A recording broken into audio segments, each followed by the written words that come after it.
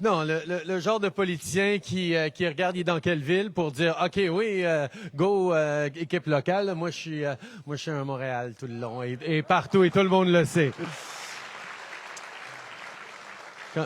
Quand j'ai rencontré le maire de Toronto, j'avais entendu qu'il était là pour me surprendre avec des bas des Maple Leafs, puis j'étais là pour me défendre avec des bas du Canadien. Donc, c'est même à Toronto, il faut le faire.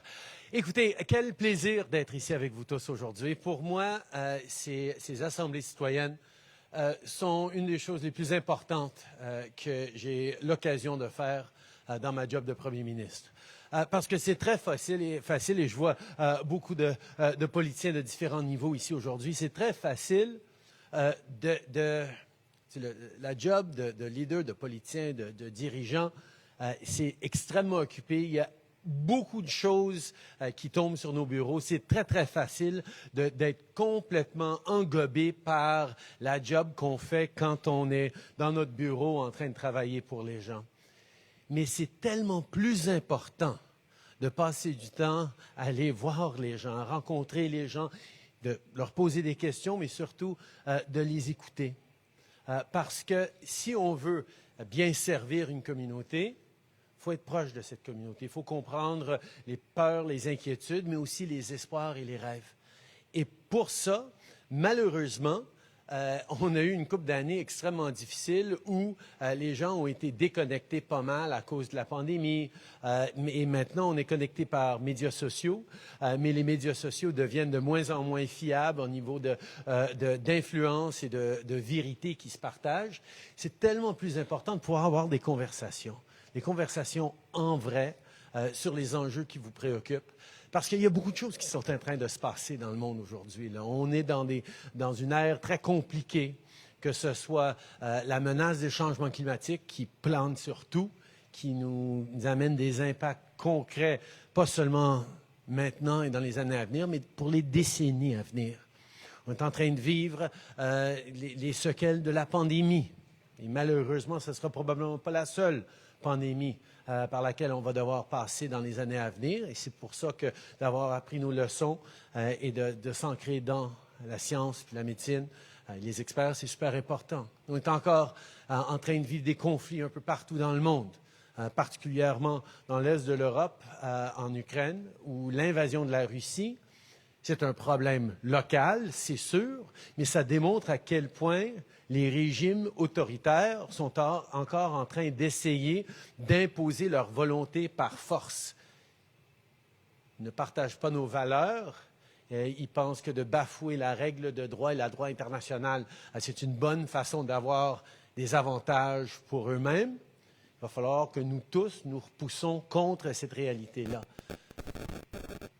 Plus proche de chez nous, on est en train de vivre une hausse des coûts de la vie, une hausse des taux d'intérêt, des incertitudes par rapport au marché du travail qui est en train d'évoluer. On a des vraies préoccupations par rapport à notre place dans le monde et où est-ce qu'on s'en va. Et c'est pour ça qu'avec toutes ces inquiétudes et ces anxiétés, c'est extrêmement important de pouvoir avoir des rencontres, des conversations pour que j'entende directement de vous vos préoccupations, mais aussi que je puisse peut-être partager un petit peu ma perspective sur où est-ce qu'on est en train d'aller et comment on va y répondre. L'autre enjeu, c'est que je sais qu'on est avec des jeunes, on est avec des gens qui travaillent avec les jeunes, des jeunes qui eux-mêmes enseignent le leadership, qui sont entraîneurs, qui sont coachs, qui sont intervenants communautaires, des gens qui se dédient à leur communauté. Et ça, c'est une chose qui me rassure profondément, de voir les communautés à travers le pays se doter de gens qui sont impliqués et connectés à la communauté. C'est important, vous savez, de savoir que de changer la communauté, d'améliorer le monde, ce n'est pas fait par quelqu'un d'autre, un premier ministre, un président, un groupe de ministres en quelque part, là.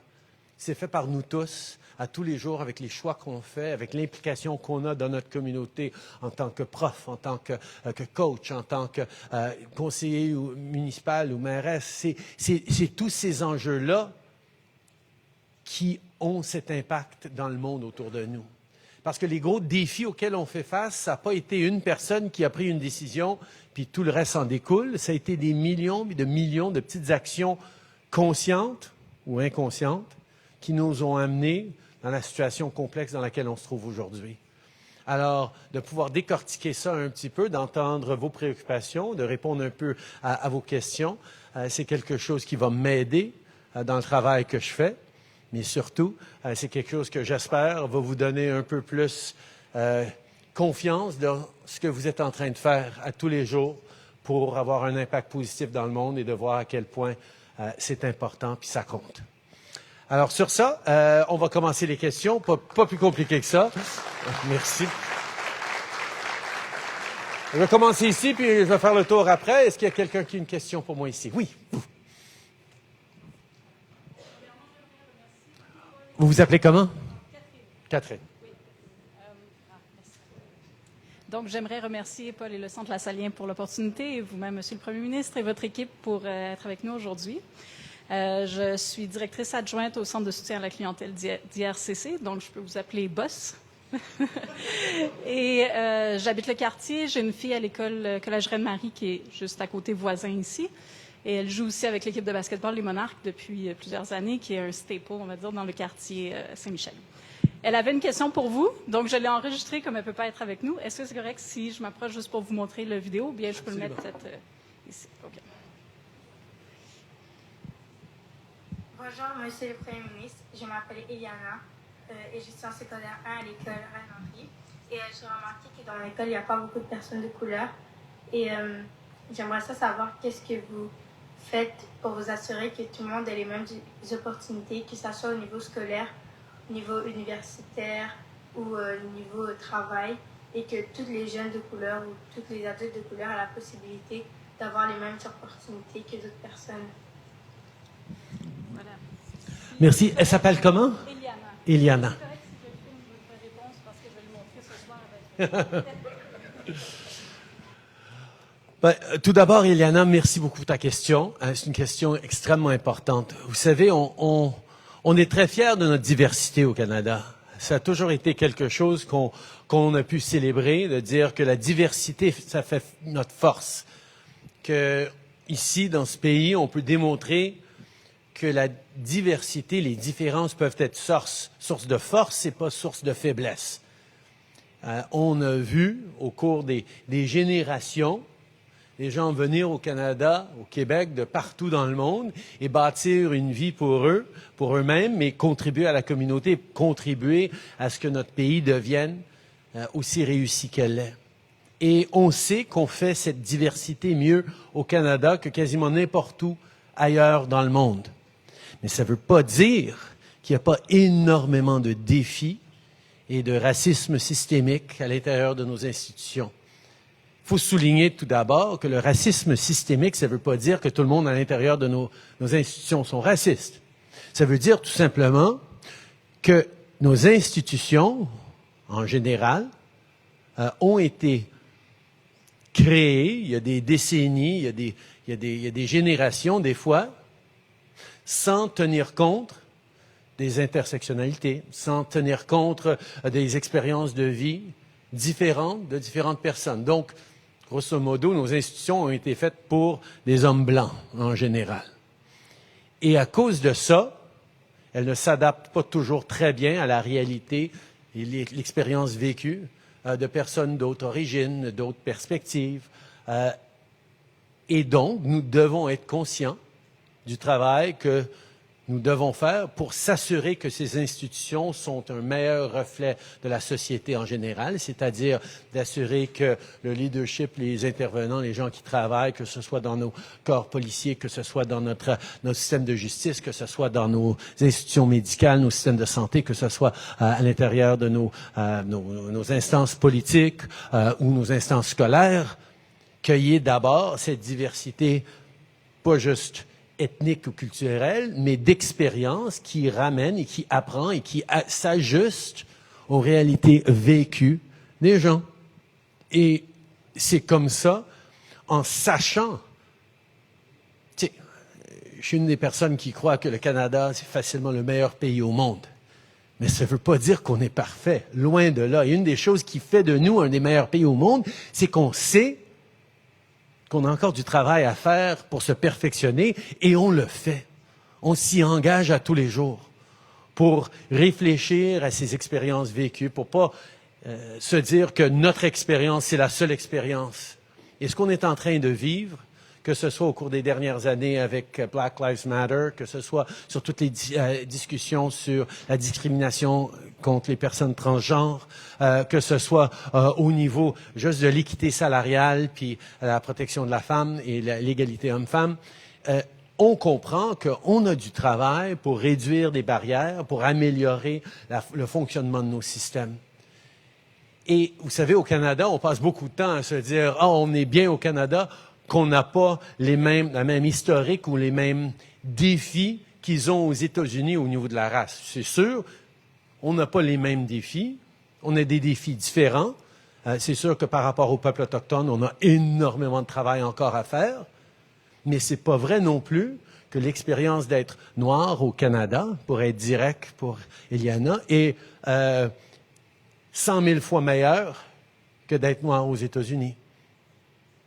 C'est peut-être un peu meilleur de temps en temps, mais pas assez pour qu'on se dise « Ah non, on n'a plus rien à faire pour lutter contre le racisme au Canada ». C'est pour ça qu'en tant que gouvernement, on a reconnu le racisme systémique, les biais inconscients, le racisme anti-noir qui existe au Canada et sur lequel il va falloir qu'on continue d'œuvrer et de travailler. On s'est doté d'outils au cours des dernières années, des stratégies de lutte anti-racisme, des stratégies d'éducation, de s'assurer que dans nos choix de leaders dans les différentes positions gouvernementales, ce soit plus au reflet de notre pays.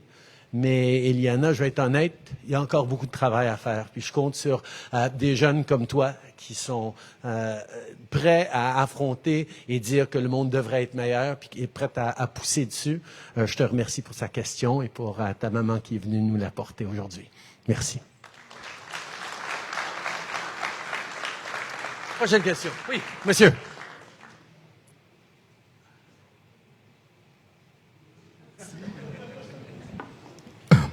Bonjour tout le monde.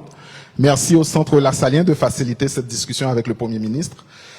Monsieur le Premier ministre, je vous apprends rien en vous disant que... Vous vous appelez comment, pardon? Wismin Auster.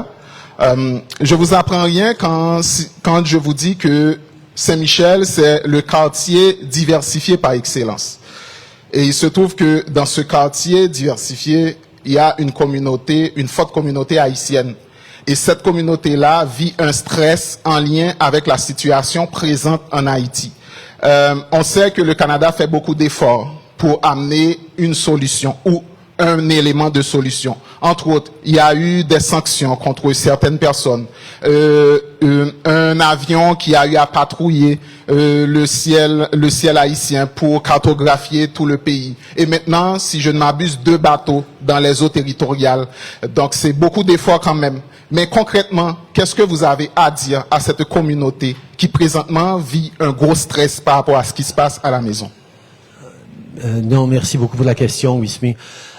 C'est un enjeu qui me préoccupe énormément, et pas juste parce que je suis fier député de Papineau avec également une grande communauté haïtienne dans le quartier est de mon comté.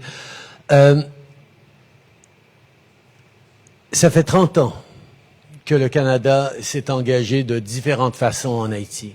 On a été là après le terrible tremblement de terre, mais on a été aussi là avec des militaires pour stabiliser. On a été là avec des policiers pour aider à la formation. On a été là avec des gardiens de prison. On a été là avec des investissements médicaux. On est là avec la communauté internationale depuis 30 ans, depuis plus que 30 ans, pour essayer de stabiliser la perle des Antilles. Et on est quand même rendu aujourd'hui où on est maintenant. Et je comprends à quel point les gens commencent à être désespérés que peut-être ça changera pas et ça s'empire, surtout ces jours-ci. Je pense que la clé des choses, c'est de comprendre tout d'abord une des racines du problème. il y a une dizaine de familles élites en Haïti qui contrôlent tout. La politique, les gangs, la situation de sécurité, les infrastructures commerciaux, l'économie haïtienne. Et ces gens-là sont bien protégés dans leur château, disons, sans avoir à se préoccuper de la misère qu'est en train de vivre le peuple haïtien ces jours-ci. Et l'influence de ces familles-là dans la vie politique d'Haïti, les débats politiques et le manque d'investissement réel et de structures réelles pour les institutions haïtiennes qui desservent le peuple haïtien, fait que si on ne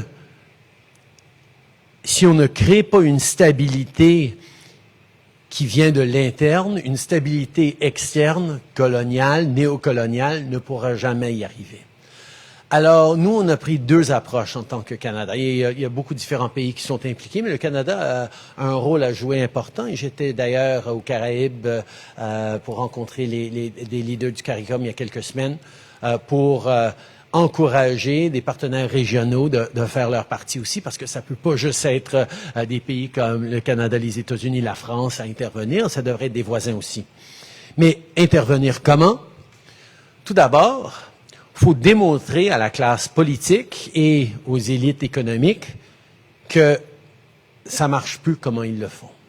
Et pour ça, les sanctions qu'on a amenées, le Canada est rendu à 17 sanctions, les États-Unis ont commencé à faire plus de sanctions, on a besoin qu'ils en fassent beaucoup plus. On a besoin que l'Europe, que la France en fassent plus, on a besoin que des pays autour en fassent aussi pour que cette élite commence à comprendre qu'ils ne peuvent pas se cacher ou cacher leur argent ou leur propriété ailleurs. Ils ont une responsabilité de créer un peu de stabilité en Haïti. On va travailler avec les organismes politiques pour essayer de créer une certaine stabilité. Parce que la façon que ça fasse, c'est quelqu'un gagne à la présidence ou devient au gouvernement en Haïti, tous les autres sont contre. Jusqu'à ce que ça change, puis là, il y a quelqu'un d'autre, puis tout le monde... Il n'y a jamais un consensus, il n'y a jamais une stabilité de gens qui se disent, OK, pour le bien du pays, travaillons ensemble, puis on figurera après, une fois qu'il y a un peu de stabilité. Parce que les gens... De voter quand tu as peur de quitter ta maison, de voter quand il y a des gangs armés dans la rue, de voter quand... Tu sais, c'est pas un vrai vote démocratique à ce niveau-là. Alors, il faut reprendre la stabilité. Pour moi, la meilleure façon de refaire une stabilité pour Haïti, c'est d'abord de sanctionner les élites pour leur dire qu'ils ne peuvent plus financer les gangs, ils ne peuvent plus financer de l'instabilité politique.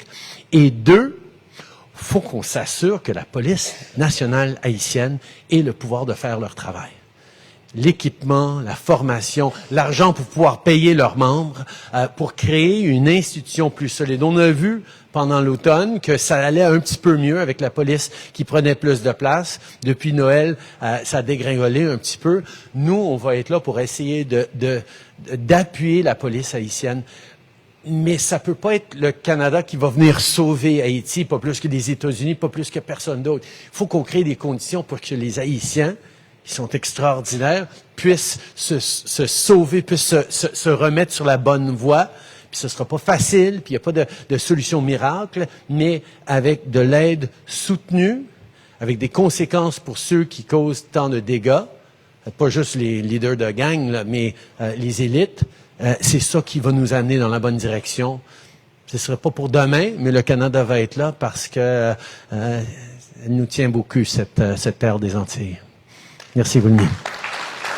With me. Une autre question. Stéphane. Question ici. OK. Question ici. Oui, voilà. Tu t'appelles comment, toi? Marie-Jeanne Boisdanguien. Pardon, Marie? Marie-Jeanne Boisdanguien. Parfait. Oui, en fait, ma question, c'est, dans l'actualité, on parle beaucoup en ce moment des chemins Roxane, et j'aimerais savoir c'est quoi votre point de vue et ce que vous comptez faire, notamment pour ces jeunes qui sont sous l'obligation de payer $6 000 par session pour continuer leurs études. Ouais. Merci. Ben, tout d'abord, parlons du chemin Roxham. Le Canada est un pays qui croit profondément à l'immigration. C'est un pays qui a été bâti énormément de succès et de richesses sur l'immigration. Et on est aussi un pays qui est signataire de conventions à l'international d'accepter de défendre les réfugiés. Les réfugiés, c'est par définition des gens qui fuient la terreur, la guerre, qui n'ont pas de pays eux-mêmes, qui sont dans la misère absolue. Et le Canada a une responsabilité, on en prend plus que notre part depuis bien des années, de gens qui viennent d'endroits dans le monde où ils font face à des défis extraordinaires. Mais une partie de notre principe de réfugié, c'est que quiconque est sur un sol canadien peut dire « je suis réfugié et je cherche l'asile ». Et nous, on a une obligation, c'est dans nos valeurs, c'est dans nos principes, que quand quelqu'un lève la main et dit « je suis réfugié », on évalue leur dossier. On est en train de voir si c'est vraiment des réfugiés, parce qu'il y a des gens qui font face à des défis, mais qui sont pas... Un réfugié, c'est quelqu'un, par la définition, qui ne peut pas être protégé par son propre pays. On pense à des pays où la communauté LGBT est tellement harcelés par la police, par les instances politiques, que leur pays ne le protège pas, ça fait de eux un réfugié. Ou une minorité ethnique qui est attaquée par la majorité ethnique, c'est pas cette majorité-là au gouvernement qui va protéger cet individu. Alors, devenir et être réfugié, c'est plus que juste pas avoir d'argent dans ses poches. C'est quand ton gouvernement, ton État, te met en danger et te met à risque. Alors, nous, en tant que pays, signataires de bien des conventions internationales, quand quelqu'un est sur le sol canadien et dit « je suis réfugié », on est obligé, et c'est dans nos valeurs, d'évaluer cette demande de réfugié. Or, pendant extrêmement longtemps, le Canada a eu un positionnement géographique extrêmement protégé contre des arrivées irrégulières. 2 gros océans de chaque côté, l'océan Arctique en haut, et un pays plus peuplé et moins froid, directement en nord-sud. Il n'y avait pas beaucoup de gens qui arrivaient directement de façon irrégulière au Canada. Mais depuis quelques années, on ne va pas parler trop de ce qui s'est passé aux États-Unis pour que des gens commencent à venir au Canada, mais il y a de plus en plus de gens qui ont fait le choix de venir au Canada. En tant que pays respectueux de valeurs d'immigration, on a une responsabilité de s'occuper de ces gens-là pendant qu'on fait leur processus de demande de réfugiés, qu'on fait l'évaluation pour déterminer si c'est vraiment des réfugiés, s'ils atteignent le critère. Parce que une des choses qui est importante pour notre pays, une des raisons pour laquelle le Canada demeure, et les Canadiens demeurent positifs et encourageants au niveau de l'immigration et de la diversité, c'est parce qu'ils savent qu'on a un système de règles, un système objectif, un système d'immigration qui fonctionne, sur lesquels les gens peuvent avoir confiance. Donc, il faut continuer de démontrer cette confiance dans le système d'immigration. Mais les Canadiens, et particulièrement ces jours-ci les Québécois, se démontrent extrêmement généreux par rapport à ces gens qui passent le chemin Roxham.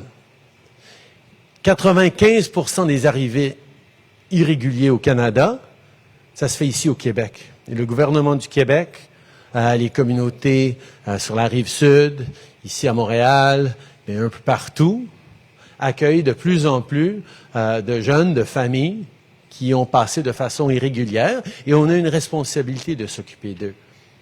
Alors, le gouvernement fédéral, pour qui les frontières est une responsabilité, on est en train d'envoyer des appuis, des ressources et de l'aide au gouvernement du Québec qui s'occupe de ces gens-là, mais je comprends que c'est une situation extrêmement difficile pour les familles qui traversent, mais aussi pour tous les organismes qui essayent de conjuguer avec ces arrivées. En 2015, quand je suis rentré au pouvoir, on acceptait peut-être 20 000 réfugiés par année. On est plus proche de 90 000 réfugiés par année au Canada. Et en plus de ça, on est en train d'augmenter nos seuils d'immigration. On est rendu à plus de 400 000 immigrants réguliers de résidents permanents qu'on accepte par année. Alors, d'accepter plus d'immigrants, on espère que ça va faire baisser un petit peu la pression d'être réfugié, mais c'est deux directions, deux chemins de travail différentes. On a des ressources différentes pour mettre dans chaque paramètre. Mais par rapport à ces 6 000 $ d'études, est-ce que tu peux m'expliquer ça un petit peu? On peut ramener le micro à Marie-Jeanne. Ouais, c'est parce que pour aller au cégep, pour pouvoir continuer leurs études, on les demande de payer une somme de 6 000 $ par session. Des réfugiés? Oui. Des demandeurs d'asile. Des demandeurs d'asile. Oui. Des demandeurs d'asile. Ça, c'est une décision du gouvernement du Québec. On sait que l'éducation, il y a énormément de pression sur notre système d'éducation. Les demandeurs d'asile, sous le gouvernement conservateur, on avait vu que le premier ministre précédent avait enlevé les soins de santé. On les a rétablis pour les demandeurs d'asile parce que la santé, c'est important pour tout le monde. Mais je n'étais pas au courant du cégep, alors je vais faire des suivis là-dessus. Mais il me semble que... Pardon? Secondaire aussi? Dès que tu as 18 ans. Bon, OK, c'est pas pour les enfants. Mais, OK, ça, je vais pas trop m'avancer dans les décisions du gouvernement provincial qui gère les cégeps. Et quand rendu à l'âge de majorité à 18 ans, c'est possible que les gens doivent payer. Mais je sais que c'est quelque chose à regarder. On met énormément de pression sur le système. Et c'est important aussi de s'assurer que tout le monde ait le sentiment d'être bien accueilli, d'être bien protégé. Écoute, je ne veux pas me prononcer directement là-dessus parce que c'est un enjeu provincial, mais le gouvernement fédéral a sa part à jouer. On sait que les écoles, il y a énormément de pression sur des écoles. Je sais que des centres communautaires commencent à rassembler plus en plus d'organismes parce qu'il y a des écoles qui sont en train de rouvrir après bien des années d'écoles qui fermaient dans différents quartiers, ce qui est une bonne chose. Par rapport au coût, ce serait quelque chose à regarder. Alors, je te remercie de me souligner ça et je vais voir s'il y a une intersection fédérale sur laquelle on peut se pencher. Mais certainement, les gens qui sont ici devraient avoir accès à une éducation. Merci. Une autre question? Oui. Micro. J'ai dit que je faisais le tour par ici. On fait le tour par ici. Alors, j'ai madame ici. Oui, je sais. On va revenir. Je comprends, mais je prends les questions que les gens me posent. C'était madame, juste là. Mademoiselle, pardon. Moi, je m'appelle Dati et je voulais juste dire que le Québec, le Canada tout entier fait face à une grande crise de logement. Des centaines et des centaines de familles se retrouvent sans maison, à la rue, avec un job qui réussit à peine à couvrir leur coût de la vie. Comment comptez-vous, en tant que Premier ministre, aider à ce problème et comment comptez-vous trouver un moyen de rendre les logements abordables pour la majorité des citoyens sans les moyens nécessaires? Alors, la crise de logement est une crise sur laquelle on travaille depuis bien des années, mais ça continue d'être extrêmement difficile à contrer parce que pendant bien des années, on n'a pas construit assez de logements, on n'a pas construit assez de logements abordables. On est dans un moment maintenant où il faut absolument en faire plus. En tant que gouvernement fédéral, il y a 5 ans, on a mis sur pied la stratégie nationale de logement. Pour la première fois depuis 10-15 ans, un gouvernement fédéral se réimpliquait dans la construction de logements parce qu'on voyait que c'était un enjeu qu'on pouvait pas juste laissé aux provinces, laissé aux villes. Fallait que le gouvernement fédéral en fasse partie. On est en train de créer plusieurs programmes où on travaille avec les villes pour créer des logements de façon rapide et abordable. Ça, c'est pendant la pandémie, ça a énormément bien marché. Ça va continuer de faire pour créer plus de logements rapides. Mais on est aussi en train d'investir 4 milliards de dollars, justement encore une fois pour les municipalités, pour qu'il y ait construction de nouveaux logements. On sait que chaque fois qu'il y a une construction, on devrait être en mesure de s'assurer qu'il y a une proportion de ces logements qui vont être abordables. On sait que le logement, c'est pas juste un problème, c'est aussi une solution. C'est à la base de toute stabilité pour une famille, pour un individu, de pouvoir aller chercher plus d'éducation, un meilleur emploi, un peu de stabilité pour pouvoir contribuer à élever sa famille, à contribuer à la communauté. Donc, on est là pour faire notre partie, pour travailler avec la province, pour travailler avec les municipalités, pour livrer plus de logements abordables.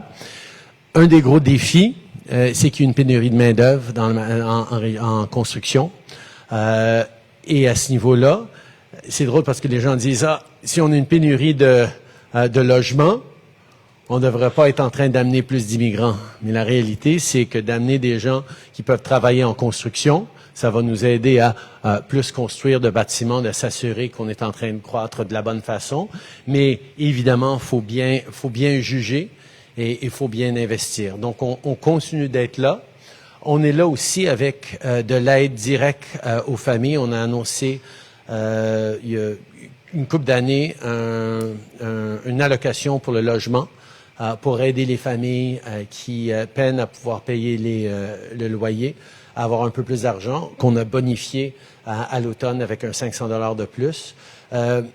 Mais c'est vrai que c'est difficile maintenant, et c'est pour ça que la meilleure façon de s'en sortir, ça va être de créer plus de logements, augmenter l'offre en logement, s'assurer que ces logements abordables soient faits et aussi s'assurer d'une croissance économique où les gens peuvent avoir de meilleurs emplois dans leur communauté, dans leur région, d'investir aussi dans le transport collectif et s'assurer qu'il y a une densification autour du transport collectif. Il y a beaucoup de différents éléments au niveau du logement. Si je disais, OK, il y a une chose qu'on peut faire pour résoudre, tu me croiras pas, parce que c'est pas une chose qu'on peut faire, et pas juste une chose qu'un gouvernement peut faire. Ça prend tous les différents paliers de gouvernement, ça prend différents outils, et ça prend une volonté politique que nous avons et qu'on est en train de pousser sur les autres paliers de gouvernement d'avoir aussi. Et merci beaucoup pour la préoccupation. Merci. Hey.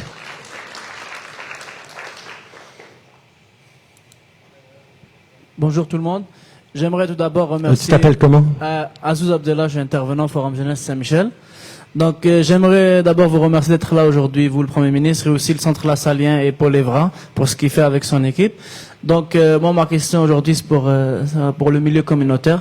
Beaucoup de centres communautaires rêvent d'avoir leur toit à Saint-Michel, car aussi les centres communautaires, ils ont une crise de logement, où ils trouvent pas où avoir de local, où ils n'ont pas de budget pour avoir de locaux. Et vu que Saint-Michel, c'est un quartier issu de beaucoup de diversité et il y a beaucoup d'inclusion dans ce quartier-là, on a besoin que ce centre communautaire ait au moins un petit espace pour l'avenir de nos jeunes, qui sont tous là aujourd'hui. Donc, ma question serait, en tant que Premier ministre ou en tant que député de Papineau, est-ce que vous pourrez vous engager pour ce projet et pour aider les milieux communautaires de Saint-Michel? Très bonne question, merci Azouz. Je sais très bien, forcément, que les centres communautaires sont en défi de disparition, juste à cause, comme j'ai dit, de bien des écoles qui étaient utilisées comme centres communautaires avant, qui ont besoin de locaux pour la croissance démographique, ce qui est une bonne chose. Je vois Annie Sanson et Laurence qui travaillent dans le comté de Papineau.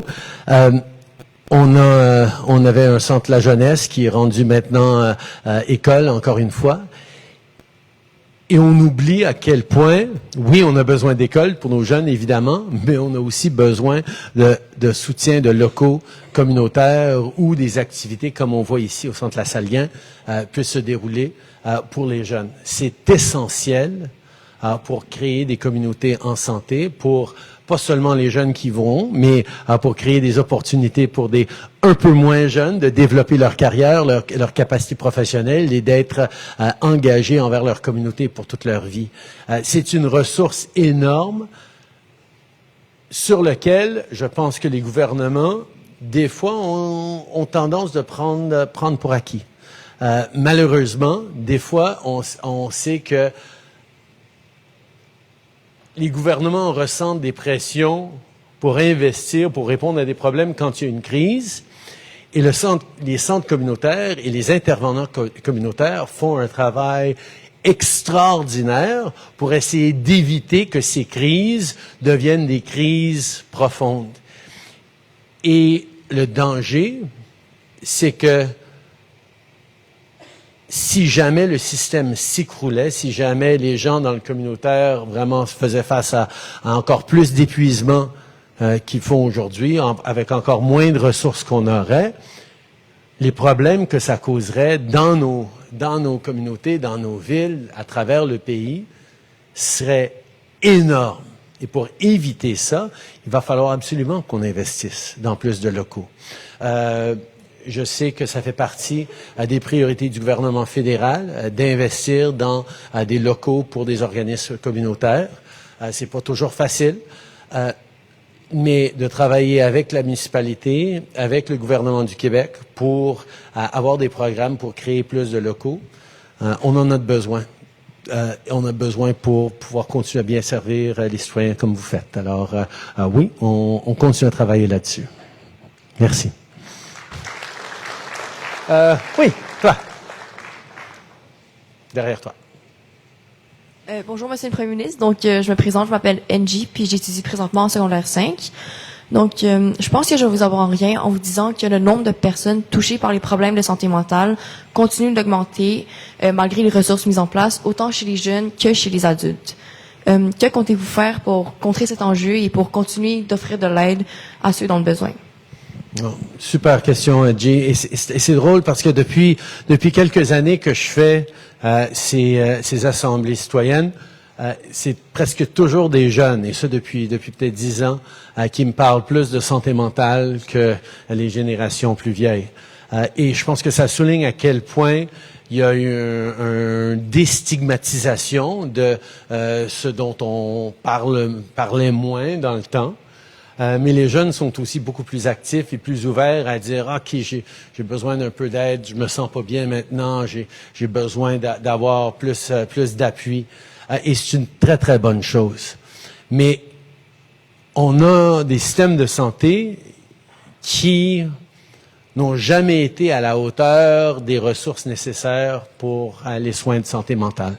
Malheureusement, on comptait d'une certaine façon sur la stigmatisation pour que les gens ne lèvent pas la main pour dire, que très peu de gens disent « OK, on a besoin d'aide ». Et à cause de ça, on n'a jamais été assez bon pour investir dans les soins de santé mentale.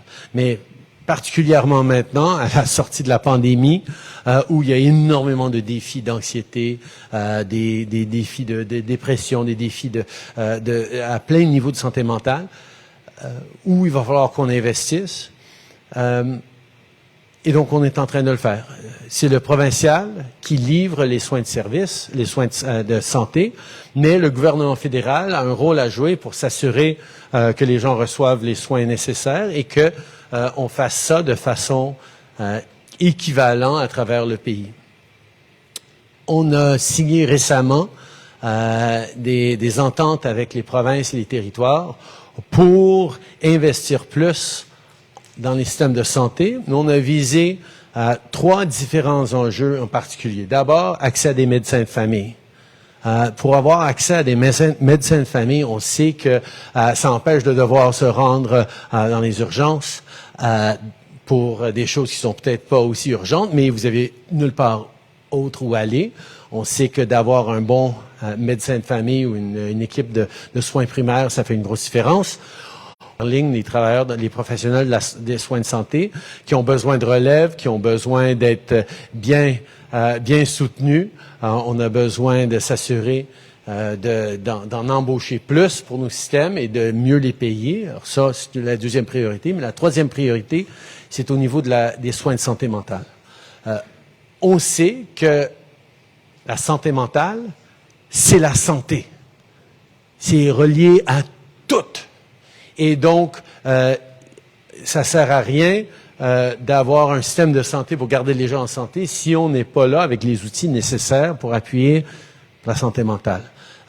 Particulièrement chez les jeunes, il a été prouvé que si on aide les jeunes qui commencent à vivre des moments de défi au niveau de la santé mentale, quand ils ont 15 à 25 ans, si on les donne les outils dès le début pour pouvoir dealer avec, pour pouvoir apprendre comment bien s'encadrer, bien traiter, bien avoir de l'appui, ils vont être sur une meilleure piste pour le restant de leur jour.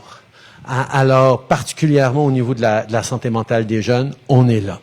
On est là, pas là pour livrer les services, ça c'est les provinces qui font ça, mais on est là avec de l'argent pour investir et on est là pour s'assurer que les données et les renseignements au niveau de la santé soient collectés à travers le pays pour voir vraiment qu'on est en train de faire une différence, que c'est en train de livrer ces services-là et que c'est efficace à travers le pays. Merci beaucoup pour ta question, Edgy. Et on continue ici. Oui, monsieur. Une question de P3P. Est-ce que vous m'entendez? Ah oui, parfait. Alors moi, mon nom c'est Joël. Je travaille pour l'organisme Pour 3 points. Comme vous savez, Monsieur le Premier ministre, Pour 3 points, c'est un organisme qui offre de la formation aux entraîneurs sportifs pour qu'ils aient un impact positif auprès des jeunes, particulièrement en milieu défavorisé. Et d'ailleurs, il y a plusieurs entraîneurs ici qui sont avec nous cet après-midi. Puis ce qu'on constate... Ouais, on peut les applaudir, ouais, c'est pas cool. Et ce qu'on constate en les côtoyant au quotidien, et moi-même, je suis entraîneur de basketball, c'est que, d'un côté, tout le monde est d'accord pour affirmer que les entraîneurs font partie des adultes les plus significatifs dans la vie des jeunes et que le sport est un levier puissant de réussite scolaire puis offre des outils à des jeunes pour juste devenir des meilleures personnes dans la vie. Right?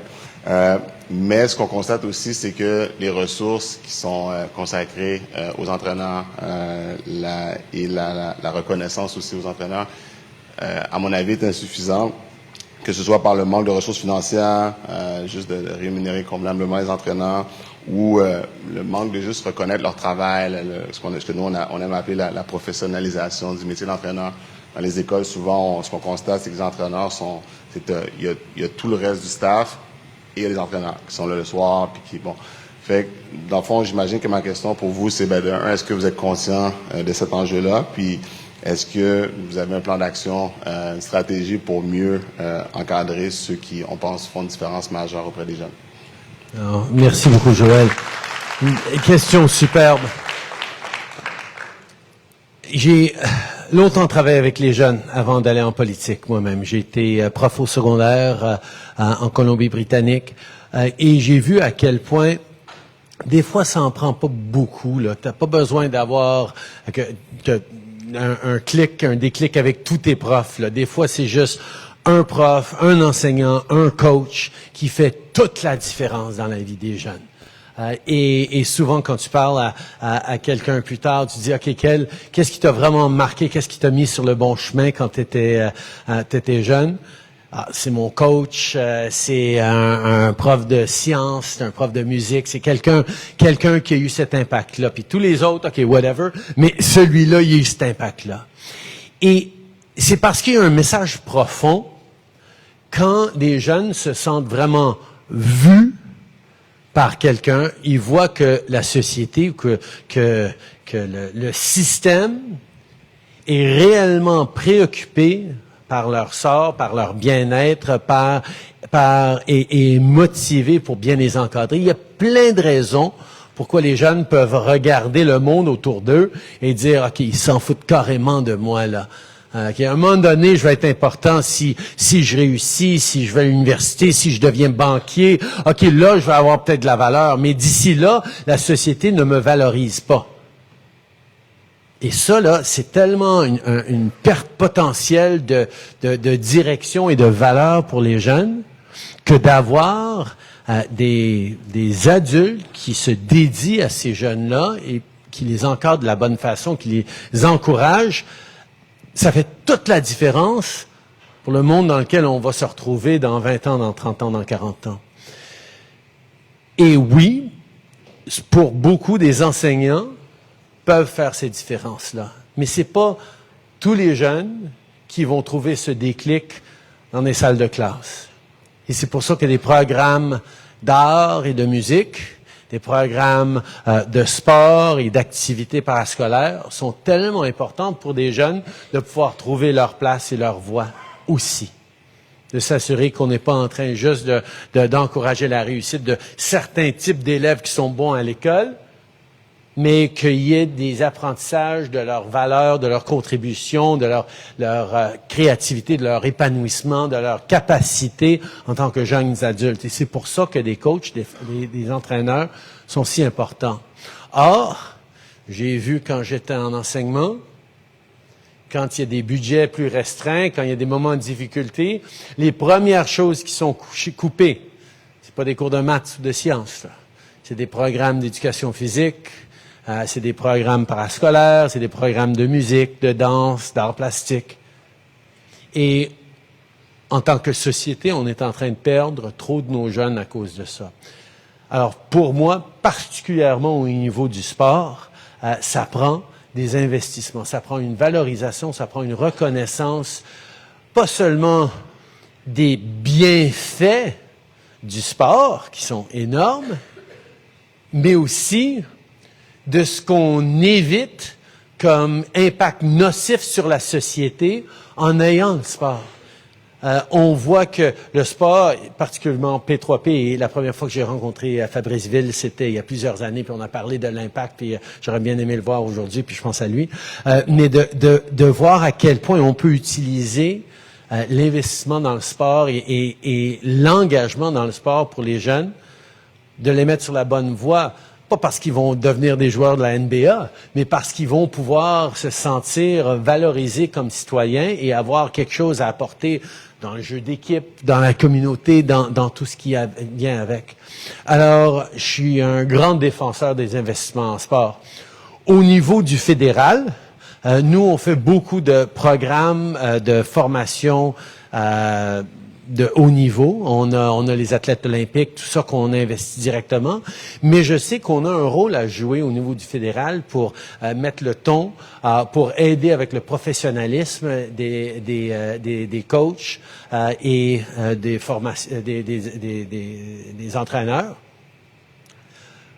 On fait aussi, on est en train de vivre un moment qui doit être très difficile pour tous les coachs, où on est en train d'entendre tellement de mauvaises nouvelles sur les abus dans le sport que ça souligne à quel point on devrait être en train de mieux vous encadrer pour que des parents soient pas être en train de dire OK, est-ce qu'on a un bon ou est-ce qu'on a un moins bon là, juste de savoir que tous les coachs sont bons parce qu'il y a une formation professionnelle, il y a un encadrement, il y a une valorisation de votre travail aussi, ce qui amène d'être bien payé pour ça, d'avoir une solidité dans ce que vous faites pour pouvoir avoir votre famille, avoir vos contributions à la communauté. Oui, il y a du travail à faire là-dessus. Mais c'est un travail qu'on doit faire entre différents paliers de gouvernement, mais je suis quelqu'un qui croit profondément à la valorisation et l'autonomisation de nos jeunes. Et pour beaucoup de jeunes, compris mon fils aîné, ça passe par le basketball. C'est le basket puis les sneakers là. Il m'a acheté des dunks pour Noël là. C'est sa grande passion. Je dis c'est pas l'école pour tout le monde. Des fois c'est d'autres, mais d'avoir des bons coachs, d'avoir un bon encadrement, c'est essentiel pour les jeunes. Et c'est pas. Merci. Oui.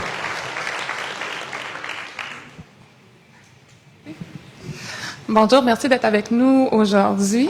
Donc, moi, c'est Nora Jones. Je suis directrice générale d'un organisme à but non lucratif qui s'appelle l'Esport Vidassana, dont dans votre comté à Papineau. Dans le fond, ma question est plus poussée, dans le fond, quand on parle de ressources pour le sport.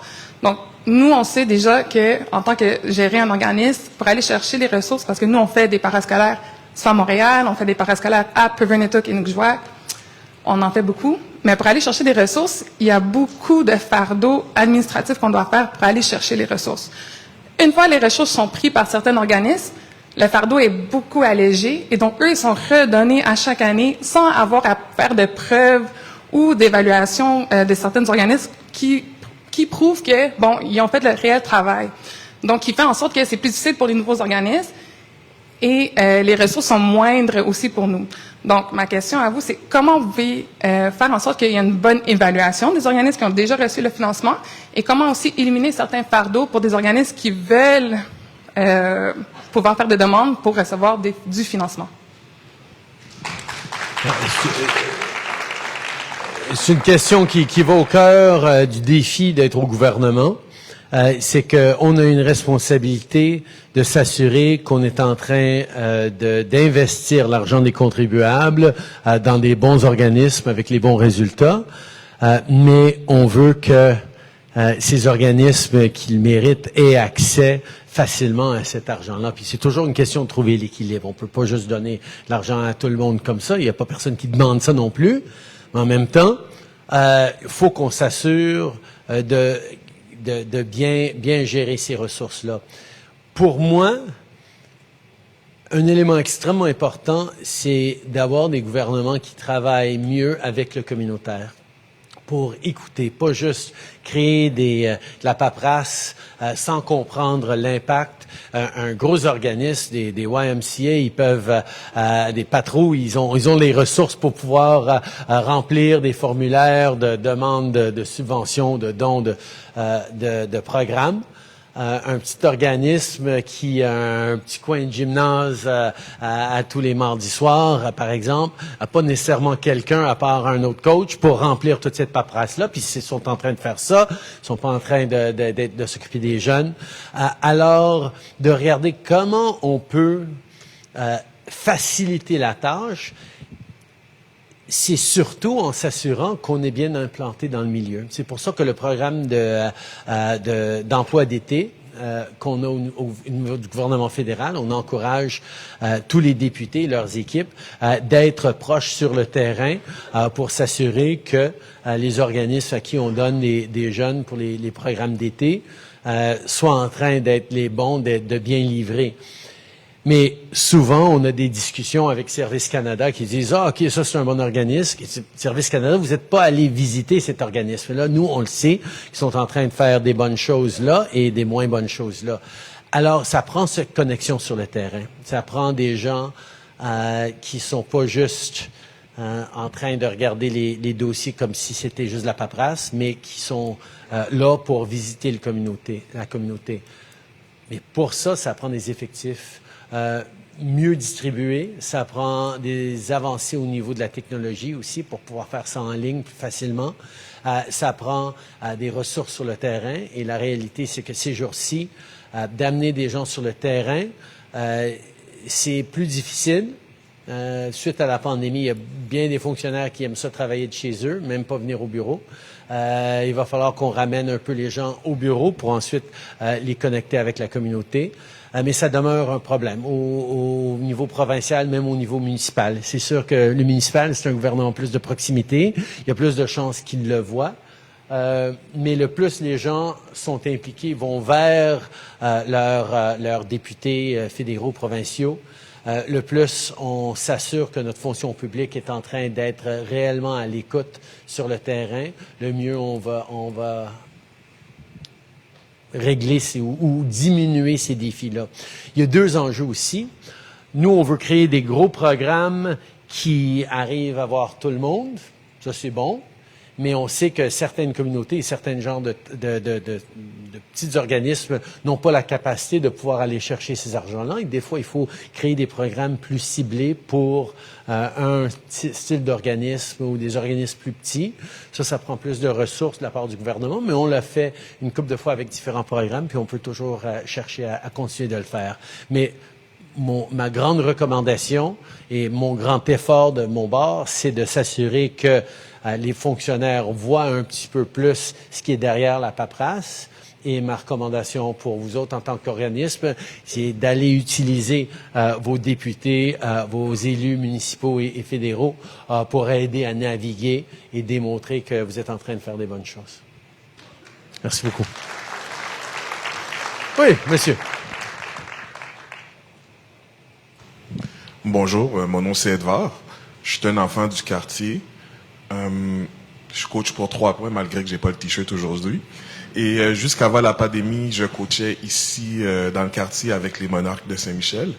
Puis étant prof dans une école défavorisée, on voit l'école à 3 vitesses, mais on voit aussi l'embourgeoisement des sports où est-ce que ça devient de plus en plus cher pour un jeune de jouer à un sport. Donc, qu'est-ce que vous allez faire pour pallier sans que ça soit trop dur pour un parent de garder son enfant dans le sport? Parce que si la première chose que le parent ne peut pas garder son enfant dans le sport, mais il traîne dans la rue. Donc, qu'est-ce que vous allez faire pour pallier ce niveau, pour que tout le monde puisse avoir accès à un sport, même s'il est élite, mais qu'il n'a pas le budget pour, les parents n'ont pas le budget pour? Merci. Merci, Eva. Il y a beaucoup de ces questions qui se tournent autour du même enjeu, et que c'est un enjeu extrêmement réel. Comment est-ce que le gouvernement peut amener plus de ressources sur le terrain pour ceux qui en ont vraiment besoin? Ultimement, c'est un choix politique. Ultimement, il faut qu'on s'assure qu'en tant que société, on est en train de valoriser à l'échelle pas juste d'une communauté, mais à la grandeur de la province, à la grandeur du pays, que c'est important comme investissement. Et il y a différents courants politiques ces jours-ci qui gèrent. C'est certain qu'il y a une vision plus progressiste qui existe, qui dit, OK, pour pouvoir créer plus de réussite, il faut investir dans les communautés défavorisées, il faut s'assurer de réduire les barrières, que ce soit des barrières économiques ou des barrières géographiques ou des barrières culturelles à la pleine participation de jeunes dans des pistes positives, pour accéder à des ressources. Et il y a d'autres points de vue qui disent, OK, si on veut de la croissance et des avantages pour les citoyens, il faut investir dans les gens d'affaires, il faut créer des emplois, il faut créer une structure compétitive dans laquelle ceux qui ont moins de chance, il va falloir qu'ils apprennent à se débrouiller un petit peu mieux. Je suis pas d'accord avec ce point de vue-là. C'est pour ça que je suis libéral. Je crois en investissement. Mais même avec un gouvernement progressiste au fédéral, au niveau provincial, à travers le pays, on voit beaucoup plus de pensée de droite qui prend la place. Et ça, c'est les électeurs qui choisissent. Si, dans une démocratie, on est en train de faire les meilleurs choix possibles, mais si les gens continuent à voter pour des premiers ministres provinciaux qui sont plus conservateurs, c'est extrêmement difficile pour nous de changer cette approche.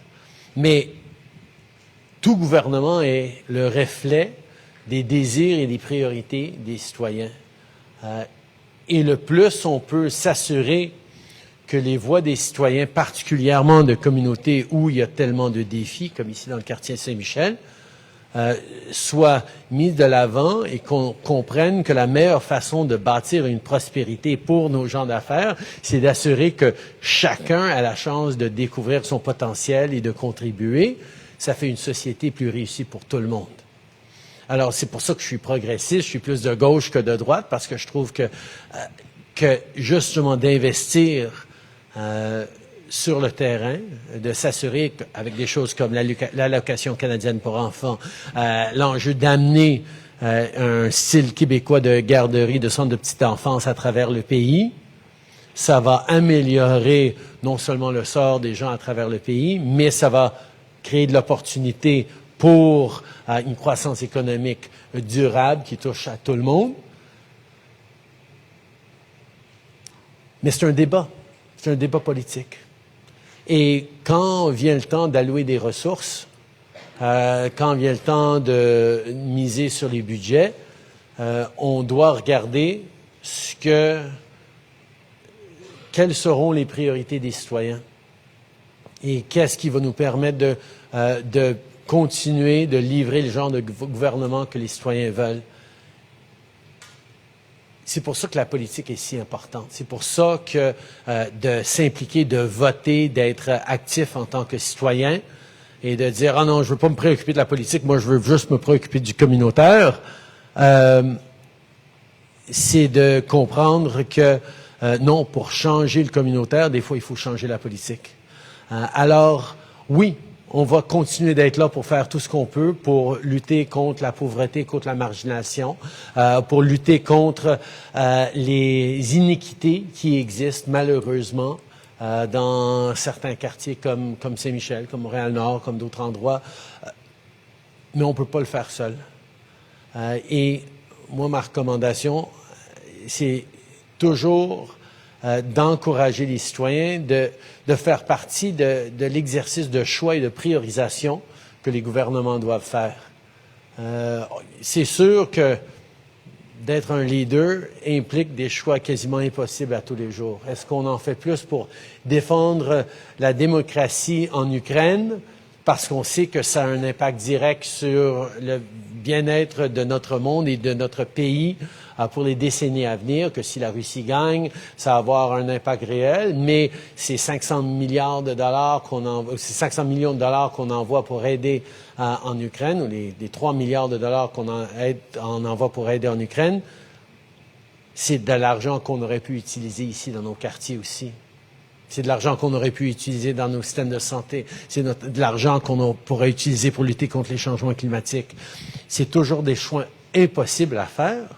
Ce qu'on est en train de faire, ce qu'on a pu faire au cours des dernières années, c'est de réduire la pauvreté chez les enfants de plusieurs centaines de milliers de personnes parce qu'on a fait des investissements directs pour aider les familles avec l'allocation canadienne pour enfants.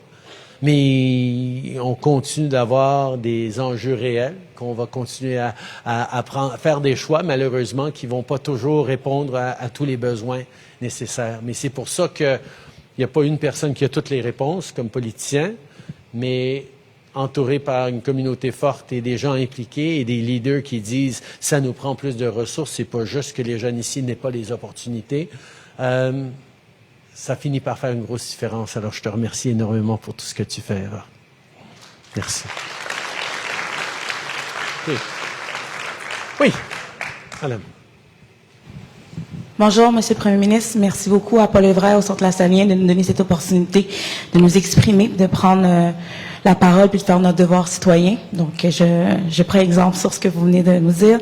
La ministre des Finances, Chrystia Freeland, veut rendre la vie plus abordable et renforcer les soins de santé. Donc, j'ai oublié de me présenter. Je m'appelle Stéphanie Germain et je suis directrice générale d'un organisme à but non lucratif qui s'appelle Édiconnexion. Pour faire différent, je ne suis pas de pour 3 points, mais je les aime aussi. Donc, je reviens à ma question. L'enjeu de la violence armée est au cœur de l'actualité et on sait très bien que les déterminants sociaux de la santé, ils prédisposent les communautés issues des quartiers que l'on défavorise, là où j'ai grandi, à Montréal-Nord, et là où est-ce qu'on est aujourd'hui, le quartier Saint-Michel.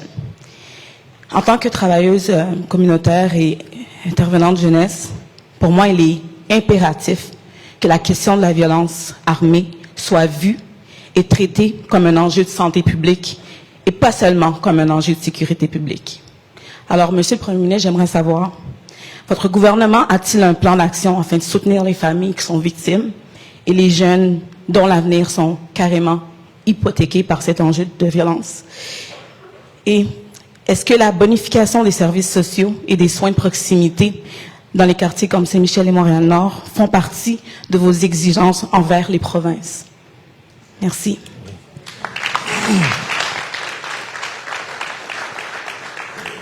C'est évidemment une très bonne question, Stéphanie. On a vu au cours des derniers mois à quel point la violence armée a fait des ravages dans les communautés, a heurté des familles, a causé des dégâts épouvantables dans les vies des jeunes, dans la vie communautaire. C'est pour ça que nous devons tous, à tous les différents paliers de gouvernement, travailler ensemble pour répondre à ces défis-là. Tout d'abord, comme vous savez probablement, en tant que gouvernement, on a poser plus de gestes au cours des 7 dernières années que n'importe quel gouvernement dans le passé. Un gel complet sur le marché des armes de poing. On a rendu illégal les armes de style assaut. On est en train d'amener beaucoup plus de ressources communautaires pour lutter contre la violence dans les rues, dans les quartiers, des investissements dans des programmes de police communautaire, des investissements dans des programmes de sport, des programmes d'alternatives aux gangs de rue. Mais évidemment, pour plus de services, des services de proximité, ça c'est beaucoup plus, comme vous avez souligné, provincial. Le gouvernement fédéral n'est pas le boss des gouvernements provinciaux. On est partenaire. Et la Constitution dit que les services sociaux, comme l'éducation, les soins communautaires, les soins de santé, c'est la responsabilité pour livrer des provinces. Donc oui, on peut être là pour investir et on est là pour envoyer de l'argent aux provinces, mais c'est vraiment au niveau de la province que ces soins-là et ces services-là doivent être bonifiés. Nous, on va travailler très fort pour essayer d'enlever un petit peu les outils au niveau des armes de poing, des armes d'assaut qui sont trop courantes. On va aussi être là pour aider dans l'investissement dans le logement, pour d'aide directe aux familles, que ce soit plus de places en garderie, que ce soit plus d'aide directe aux familles avec l'allocation canadienne aux enfants. Mais c'est toujours un partenariat avec les services provinciaux que nous devons avoir. Et je vais continuer d'encourager mes homologues provinciaux d'être actifs et présents là-dedans. Il y a des différences, des fois, d'idéologie à travers le pays. Mais je dois dire que malgré des différences d'opinion assez marquées sur certains enjeux, je travaille très bien avec le premier ministre Legault pour essayer de livrer des choses qui vont améliorer la vie des Québécois et de tous les Québécois. Et on va continuer de le faire. Merci. Je pense que j'avais promis de revenir ici. Oui, je pense qu'on s'approche de la fin en plus. Là. Bonjour, je m'appelle Olivier. J'ai été victime d'une vie privée qui a été brimée lors de mon secondaire. J'ai constaté que des professeurs surveillent au travers des téléphones, des professeurs qui me l'ont avoué, plusieurs professeurs donc j'ai rencontrés, dont un de mon professeur d'histoire qui est rentré en prison pour pornographie juvénile. Moi, j'avais une question dans le fond, c'est qu'est-ce que vous pouvez faire pour assurer la vie privée de tous les jeunes dans le secondaire? Parce que moi-même, j'en ai été victime et je connais plusieurs personnes qui en ont été victimes.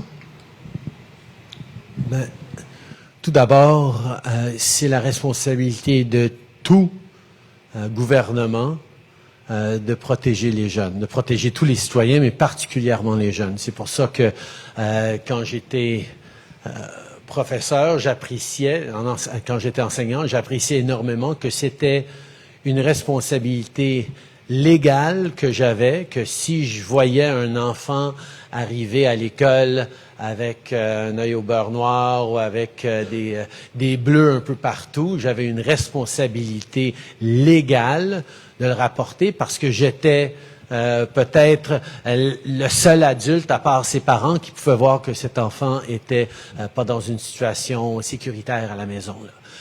Donc, pour moi, d'assurer la protection de nos enfants est extrêmement importante. Et c'est sûr que les crimes de pornographie juvénile, d'abus contre les enfants. C'est des crimes qu'on prend très au sérieux et que nos services policiers poursuivent avec énormément de diligence et d'intensité. Par rapport à la surveillance de téléphone, écoutez, c'est extrêmement important de protéger la vie privée de tout le monde.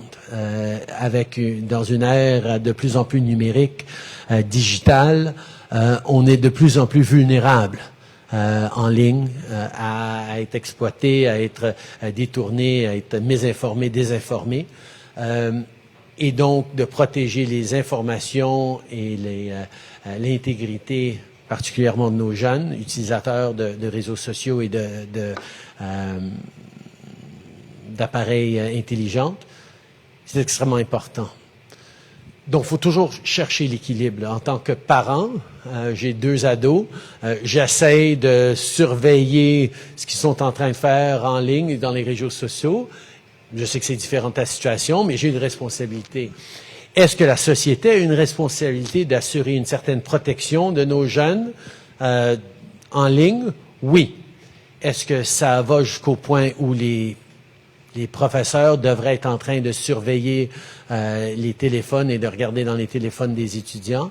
Je pense que c'est une question extrêmement délicate et difficile à répondre. Je ne connais pas toutes les circonstances là-dedans, mais en général, le respect de la vie privée, même des jeunes, doit continuer d'être important parce que l'exploitation de ces informations par des gens qui n'ont pas l'intérêt de l'ado à cœur est un trop grand risque. Veux-tu m'expliquer un petit peu plus ta question, là? En gros, j'ai été dans un collège privé où on avait un ordinateur qui nous protège. Puis les soirs, tu voyais la caméra, la lumière de la caméra qui était ouverte. Donc la caméra était ouverte. Je me suis plaint à l'école. Les informations ont pris les ordinateurs de tout le monde, ont désactivé les lumières de la caméra. Ils surveillaient au travers des trucs. Des fois, on pouvait avoir des discussions à la maison entre collègues d'école, whatever. Si je parlais d'un tel professeur ou de quoi, t'arrives à l'école, puis le professeur te fait une intervention par rapport avec ce qu'il te dit. Donc là, t'es chez toi, puis tu sais que tu te fais surveiller au travers de tes appareils électroniques. Pour moi, ça me paraît absolument inacceptable. Je pense que c'est quelque chose qu'on doit absolument prendre au sérieux. C'est sûr que des nouvelles technologies viennent avec des nouvelles capacités sur lesquelles on n'a pas toujours eu à se rattraper en termes de l'encadrement légal. Mais pour moi, ce n'est pas du tout acceptable.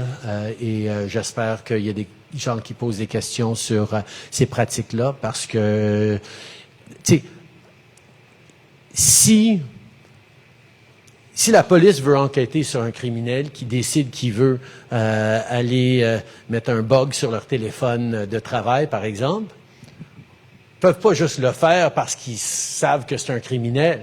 Il faut qu'ils aillent voir un juge pour justifier pourquoi cette invasion de la vie privée est justifiée pour pouvoir contourner le droit à la vie privée de cette personne, même si c'est un criminel connu. Si c'est un criminel connu, c'est peut-être plus facile pour le juge de dire oui, vas-y, mais on a un système qui protège la vie privée. Alors, je ne vois pas pourquoi et comment une école pourrait justifier de faire ça. Je connais pas l'école, je veux pas le savoir non plus, c'est pas une responsabilité fédérale, mais les nouvelles technologies amènent toujours des nouvelles capacités pour abus et de manquer de respect pour les droits fondamentaux des autres. Et c'est pour ça que la protection des droits fondamentaux et de vouloir s'assurer des attentes pour les gens d'avoir une vie privée qui est respectée. Pour moi, c'est super important. Alors, merci d'avoir partagé ça, Olivier. Merci pour ta préoccupation là-dedans. Merci.